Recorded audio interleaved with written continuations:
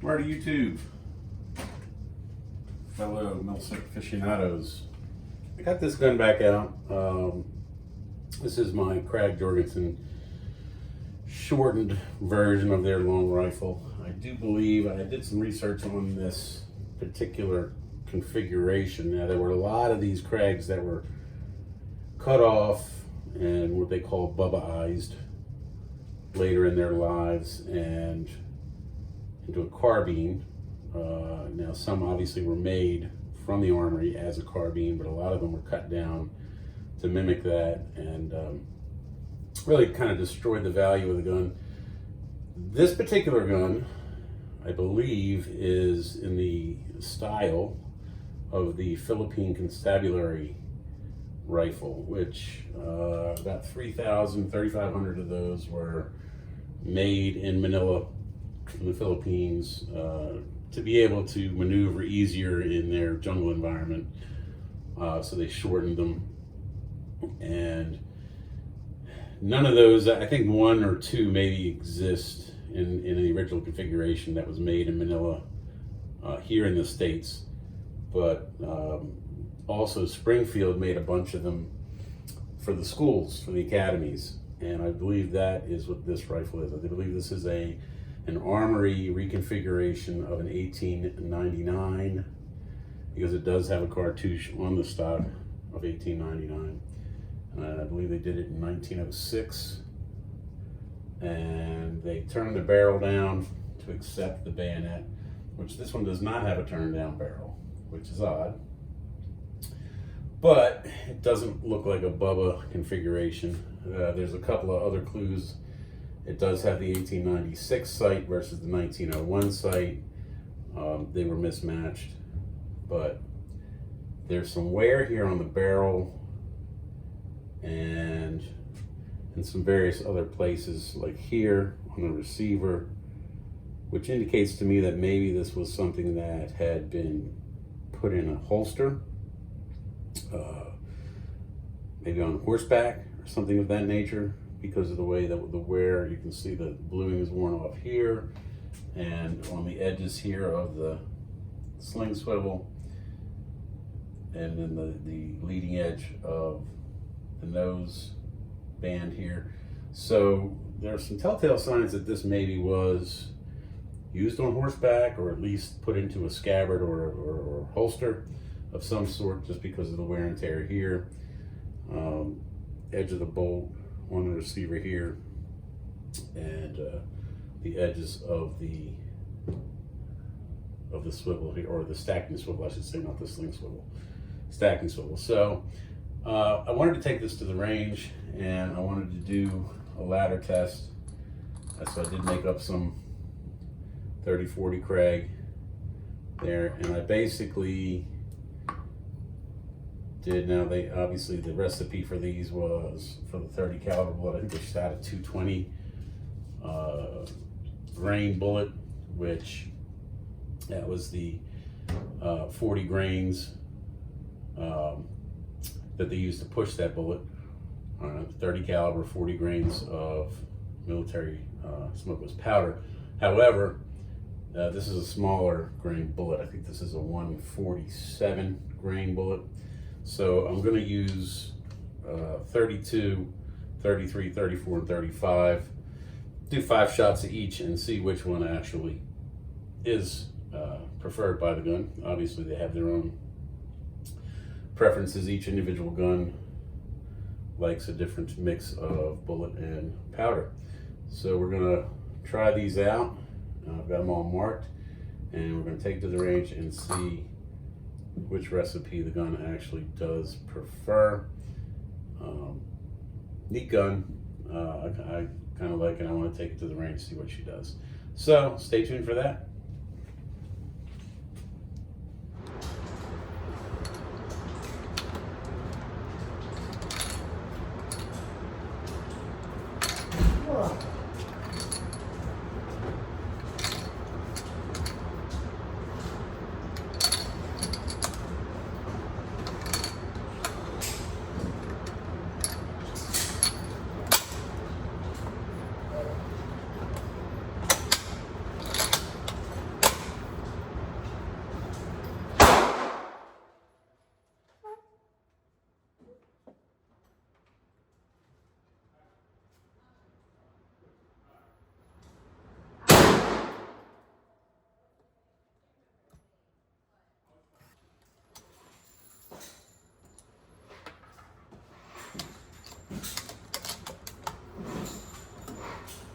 I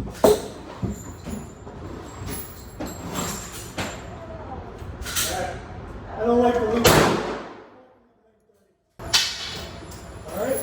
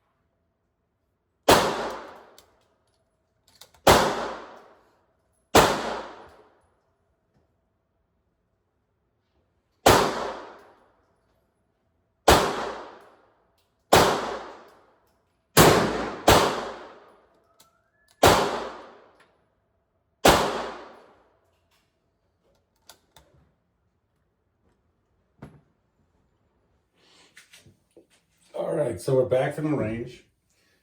Barrel's still a little warm, actually.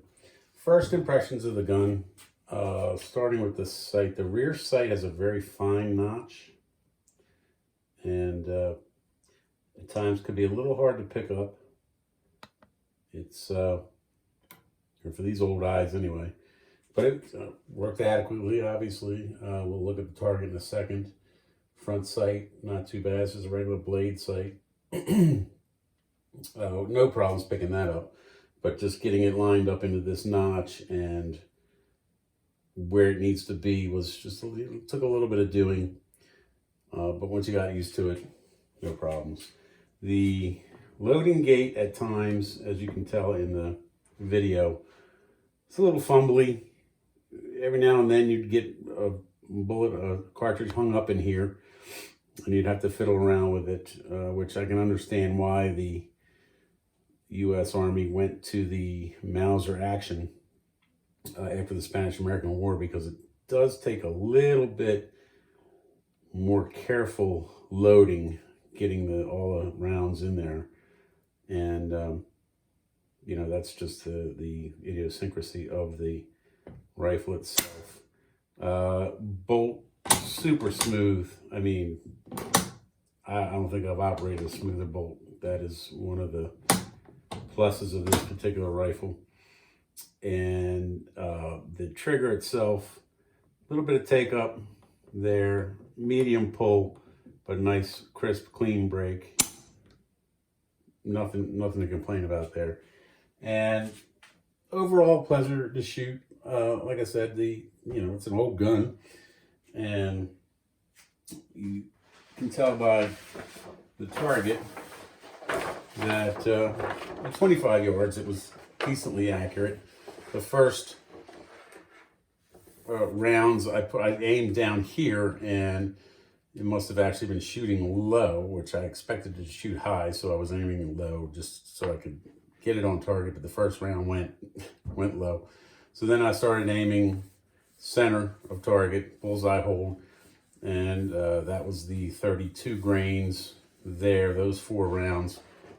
Then I went to the next one, which was the 33 grains, and got all 5 on target, but they were hitting low as well. And then as we went up, there's the 34 grains, which is a nice group. You're looking at, MOA there or thereabouts. It's not too bad.